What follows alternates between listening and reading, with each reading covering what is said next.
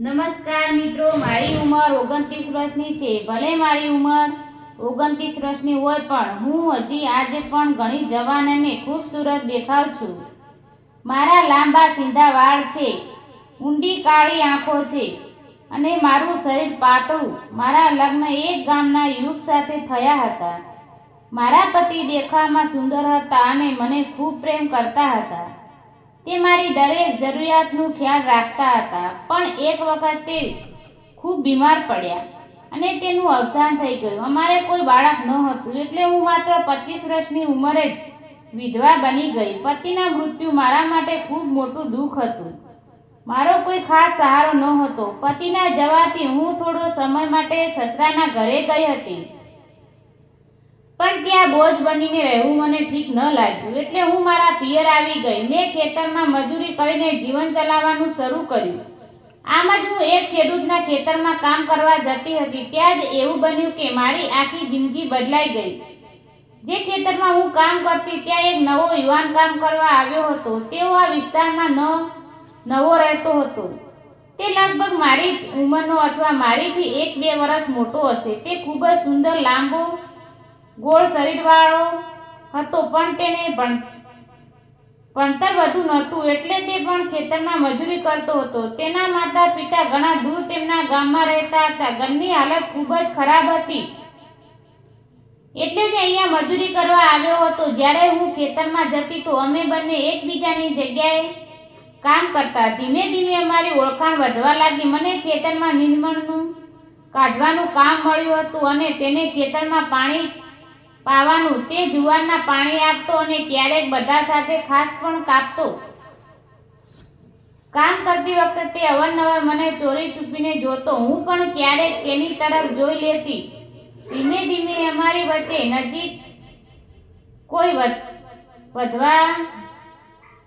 વિધવા લાગી। બપોરે ખાવાનો સમય થતો ત્યારે હું બાકીની બધી સ્ત્રીઓ સાથે બેસીને ખાતી અને તેને પણ અમારી સાથે આવીને બેસતો, કારણ કે તે એકલો હતો, એટલે સ્ત્રીઓ તેની બોલાવીને લેતી। ખાતી વખતે ગામની સ્ત્રીઓ તેમની ખૂબ ચૂટકીઓ લેતી। ક્યારેક તો તેને કહેતા, તું લગ્ન કરી લેશ, હવે તો તારી ઉંમર પણ થઈ ગઈ।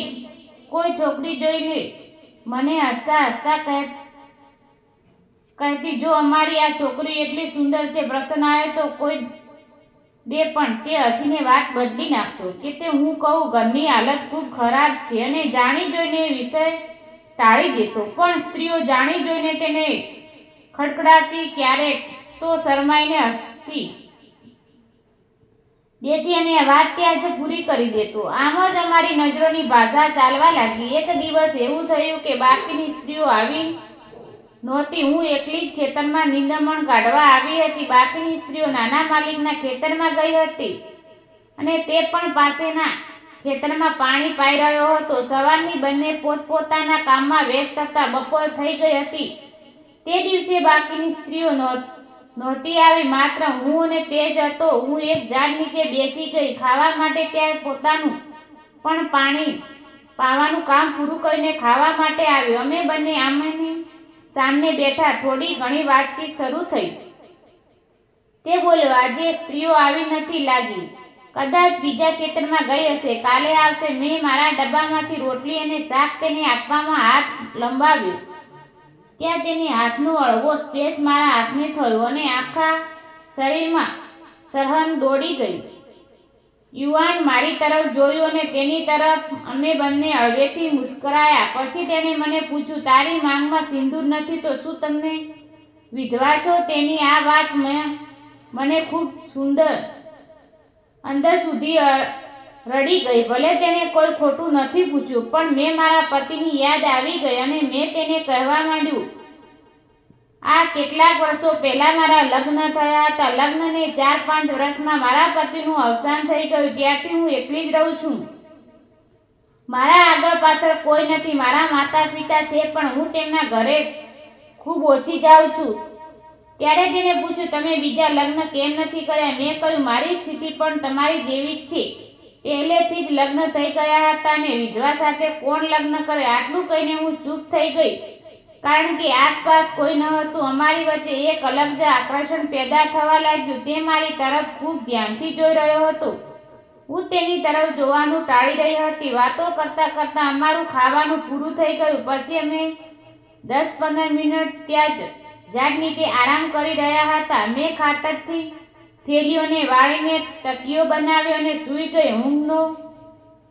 ઊંઘ તો નહોતી આવતી, પણ થોડા આરામ કરવો જરૂરી લાગતો હતો. મારી પાસે જ તેના હાથ શરીરને નીચે મૂક્યો અને એક કરવંટર લઈને મારી તરફ મોં કરીને સૂઈ ગયો. તેનું ધ્યાન મારા પર જ હતું. મારો હાથ જમીન પર હતો અને તેણે પોતાનો હાથ મારા હાથ પર મૂકી દીધો. મારું ધ્યાન તેને જ પર હતું.